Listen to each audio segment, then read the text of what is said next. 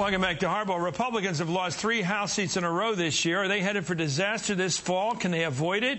John Harris is editor-in-chief of Politico, and Tucker Carlson is MSNBC's senior campaign correspondent. Gentlemen, I want to look at something that's just happened now. Here's a CBS report from the NRA meeting today. Mike Huckabee, speaking later in the program, was interrupted by a loud noise. Quote, this is Huckabee. That was Barack Obama, he said. He just tripped off a chair.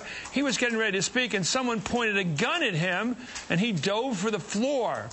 Now, John Harris, that was apparently a joke, a real knee slapper by Mike Huckabee. I would think that discussions of possible assassination attempts would not be the basis for humor in this campaign. Yeah, that one seemed to fall flat. I don't even exactly get what he was going at if the joke had come off well.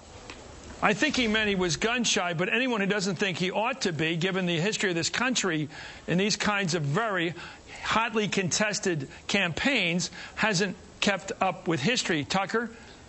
I don't imagine Huckabee's the kind of guy who would joke about Barack Obama getting killed. He's a famous ad-libber. You throw these things out on the spur of the moment, and sometimes they're not quite as clever as they emerge as you imagine they're going to be. I mean, it sounds horrible. Why have you heard a noise in the back room? Well, look, you assume that the guy was afraid of a gunshot? The transcript you just read that I have in front of me sounds awful. But knowing Mike Huckabee, it's hard to imagine. I'm just giving the guy the benefit of the doubt. He's joking about Obama getting murdered. That's so over the top and disgusting. I just have trouble believing it. Maybe that's what he was doing.